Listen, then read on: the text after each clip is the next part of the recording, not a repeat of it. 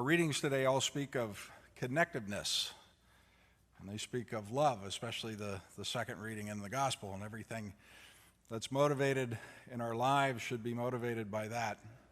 We see in the first reading that apostolic succession, that replacement of Judas, and that trickles down eventually to each one of us. And again, the glue that holds us all together is love.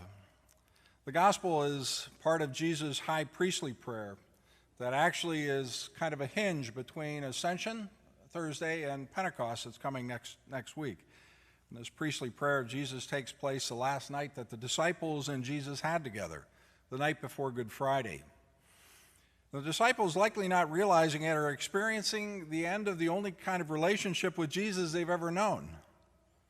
And Jesus is trying to find the words that'll make it possible for them to keep going. And not only to keep going, but to realize that they'll still be connected to him. And so he uses image after image, and we're all familiar with these. He called himself the vine, and we are the branches, a shepherd, and they're the sheep, the bread of life, and they will consume him. And today he says above all that they're going to need to leave that room and get back out into the world, because they're going to be mounting a frontal assault on the world, but only using love. And it's a hard sell to convince these friends that they're going to be just as strong and persistent with Jesus gone as they were with him, and maybe even stronger. And we know something that they didn't know exactly at the time. They don't know about the great coming of the whoosh of mighty wind, which is going to knock them off their feet. They don't know about the flames of fire that are going to fill them with courage and with conviction. And they don't know about how the Holy Spirit is going to breathe new life into them and transform them. Because for now, they're going to find themselves in no man's land, where we find ourselves sometimes. Times that could be filled with uncertainty and anxiety.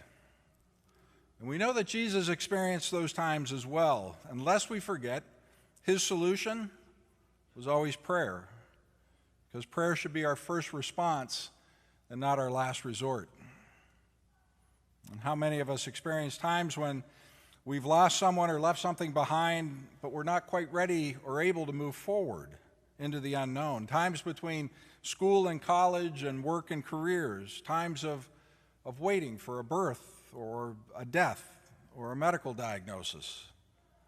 Life-changing times and unplanned breaks in our way of life. Perhaps we're in one of those times now, and we don't know where God is and where he's going to lead us. If we have a sense of being in those in-between places, take it to God in prayer. First response, not our last resort. Experience tells us that often we can't move forward, right, until we put down the past. Just as the wind and fire of Pentecost descended only when the disciples realized that Jesus was really gone. Can God lead us forward? And so we have to let go sometimes of those unhealthy things that keep us anchored in the past. But God cares for us, and he's not going to ask us to do anything that he knows we're not ready or able to do.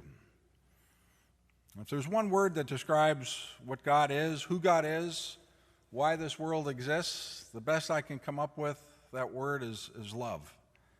And I think that's what the world needs to hear right now. It's the only message that's going to really transform us in this place that we find ourselves, with all the hatred, the bigotry, the racism, the pandemic, anger, rage, darkness, which is where we all come in. We're here to mount a campaign against what needs changing in the world, and not by lecturing or self-righteousness, but by love, persistence, and courage. You know, the disciples could have gone back to fishing and tax collecting, but there was work to do.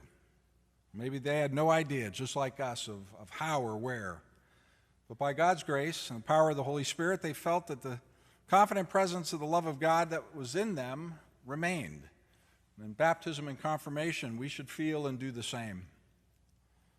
And so God may speak to us in the whoosh of a mighty wind, in the roar of tongues and flames and fire, or in the still small whisper, the depths of our hearts.